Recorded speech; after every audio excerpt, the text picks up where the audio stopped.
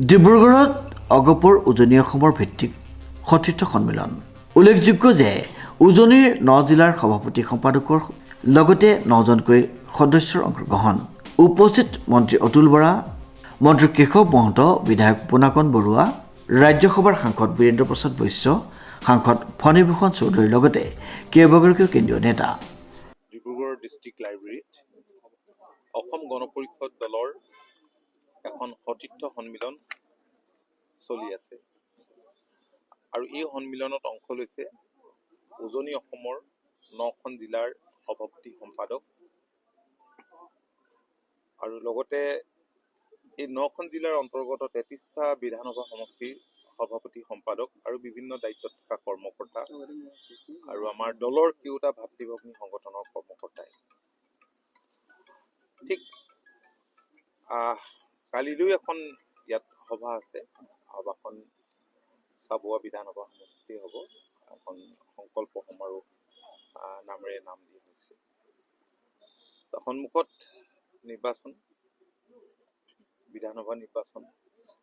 ইয়াৰ আগেয়ে আপোনালোকে জানে যে আজি কিছুদিনৰ আগতে আমাৰ দলৰ এখন দিক নিৰ্ণায়ক সভা গুৱাহাটীত অনুষ্ঠিত হৈছিল আৰু দিক নিৰ্ণায়ক সভাৰ যিখিনি সিদ্ধান্ত আছিল সেই সিদ্ধান্তখিনি দলৰ তৃণমূলত কি ধৰণে কাৰ্যকৰী হৈছে সেই কথা বতৰাবিলাকো আমি আজি বিস্তৃতভাৱে আলোচনা কৰিম।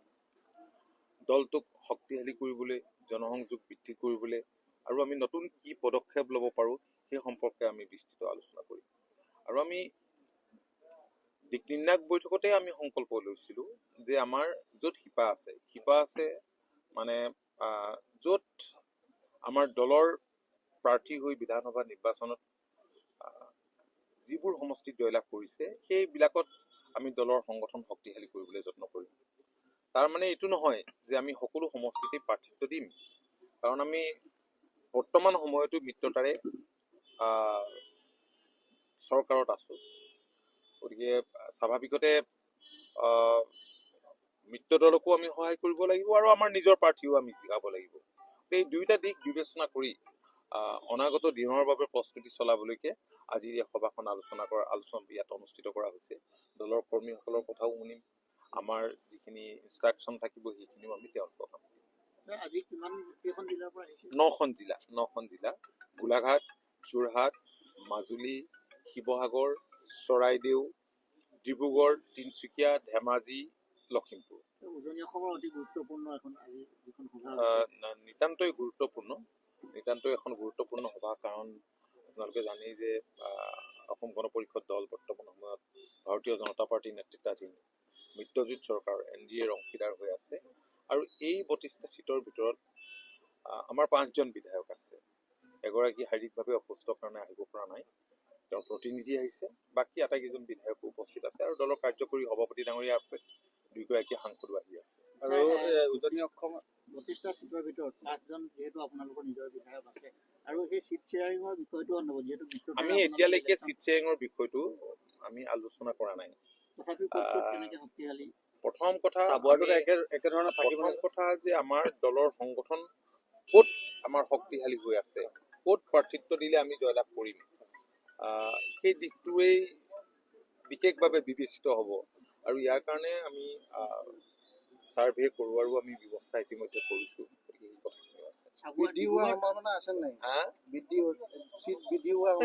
এইবাৰতো মই দিক নিৰ্ণায়ক বৈঠকতে কৈছোঁ, আমাৰ সকলো দলৰ কৰ্মকৰ্তাই বিচাৰিছে যে সন্মানজনক বুজাবুজি হওক ভাৰতীয় জনতা পাৰ্টীৰ লগত।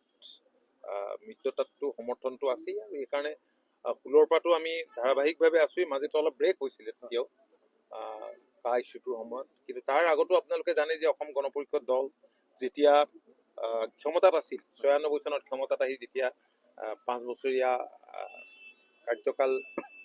কাৰ্যকালৰ শেষৰ ফালে তেতিয়া ভাৰতীয় জনতা পাৰ্টীৰ লগত বুজাবুজি হৈছিল। তাৰপিছততো মোটামুটি চেগা চুৰুকাকে ব্ৰেক হৈছে যদিও দীঘলীয়া সময় ভাৰতীয় জনতা পাৰ্টীৰ লগত মিত্ৰতা। আমি আশা কৰিছোঁ,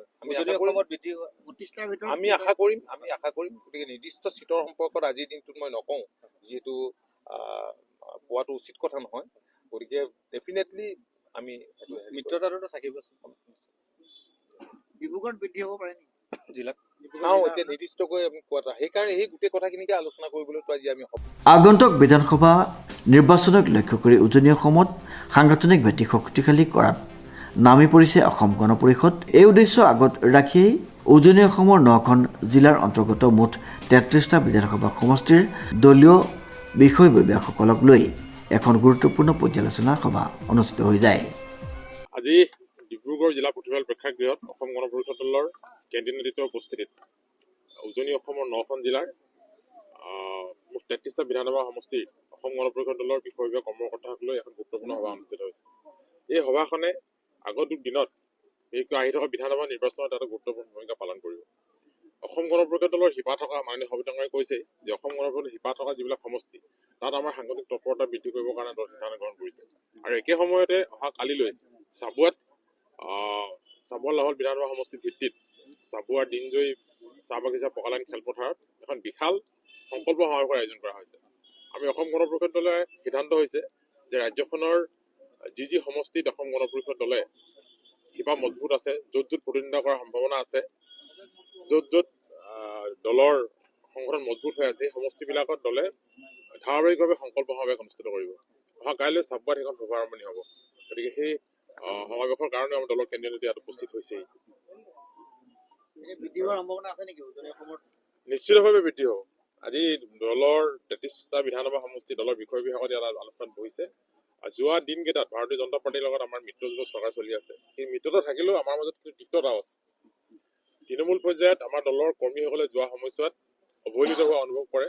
তৃণমূল পৰ্যায়ত আমাৰ দলৰ কৰ্মীসকল, আমাৰ শুভাকাংক্ষীসকলে বিভিন্ন ধৰণৰ আঁচনিৰ পৰা বঞ্চিত হোৱাৰো খুব খং আমাৰ দলৰ কৰ্মীসকলে আজি উজাৰিছে। গতিকে এনে পৰিপ্ৰেক্ষিতত দলটোৰ ভৱিষ্যতৰ স্বাৰ্থত দলটোক তৃণমূল পৰ্যায়ৰ পৰা সুসংগঠিত কৰি তুলিবৰ কাৰণে আৰু ভাৰতীয় জনতা পাৰ্টী অসমৰ লগত যি মিত্ৰতা তাক অধিক মজবুত কৰি তুলিবৰ কাৰণে আসন নিশ্চিতভাৱে বৃদ্ধি হ'ব। আজি যি সভাৰ যি আলোচনা, এই আলোচনাত ইতিমধ্যে প্ৰায় 10-12টা সমষ্টি সম্পৰ্কত গুৰুত্বপূৰ্ণভাৱে আলোচনা হৈছে। আৰু অসম গণ পৰিষদ দলে যোৱাবাৰৰ দৰে নহয়, আসন বৃদ্ধিৰ কথাটো কিমান আসনত প্ৰতিদ্বন্দ্বিতা কৰি যিহেতু গুৰুত্বপূৰ্ণ হিচাপে লোৱা নাই, সেইটো কথাৰ মূল হিচাপে লোৱা নাই। আমি কিমান আসনত জিকিব পাৰোঁ, ক'ত আমাৰ গণভিত্তি আছে, ভাৰতীয় জনতা পাৰ্টীৰ মিত্ৰতা কৰি ক'ত আমি নিজস্বভাৱে জয়যুক্ত হ'ব পাৰোঁ, আমাৰ মাজত বুজা পৰা কাৰণে ক'ত আমি ভাল ফলাফল লাভ কৰিব পাৰোঁ, তেনে সমষ্টি আমাৰ চিনাক্ত হৈছে। আৰু সেই সমষ্টিবিলাকত আমি প্ৰাৰ্থী প্ৰক্ষেপ কৰা সম্পৰ্কত ভাৰতীয় জনতা পাৰ্টীৰ লগত আমাৰ আলোচনা হ'ব। সমষ্টি পুনৰ নিৰ্ধাৰণ হোৱাৰ পিছত লাহোৱাল আৰু চাবুৱা সমষ্টি এক হ'ল। এই সময়ত বিজেপিৰ এজন কেণ্ডিডেট হৈছে আৰু নিশ্চিতভাৱে সমষ্টি পুনৰ নিৰ্ধাৰণৰ পিছত লাহোৱাল সমষ্টি বিলুপ্ত হৈ চাবুৱাৰ লগত সংযোগ হ'ল। কিন্তু সমষ্টি আমি দুটা সমষ্টি এটা হোৱাৰ কাৰণে আমি এতিয়া দুজন বিধায়ক, বিনোদ হাজৰিকা ডাঙৰীয়া আছে ভাৰতীয় জনতা পাৰ্টীৰ পৰা, মই অসম গণ পৰিষদ দলৰ পৰা আছো। আৰু নিশ্চিতভাৱে ভাৰতীয় জনতা পাৰ্টীৰ পৰা বিনোদ হাজৰিকা ডাঙৰীয়া প্ৰাৰ্থিত্ব বিচাৰিব বুলি কোৱাটো ভুল হ'ব। কিন্তু আমাৰ দলৰ যি সিদ্ধান্ত হৈছে, আমাৰ দলৰ কেন্দ্ৰীয় নেতৃত্বই আমাক যি ধৰণে আশ্বাস দিছে যে চাবুৱা লাহোৱাল বিধানসভা সমষ্টিত অসম গণ পৰিষদৰ প্ৰতীক চিহ্ন হাতীৰ ছবি থাকিব, এই নিশ্চিত। ডিব্ৰুগড়ৰ পৰা আইনুল আহমেদৰ ৰিপৰ্ট, নিউজ নাও।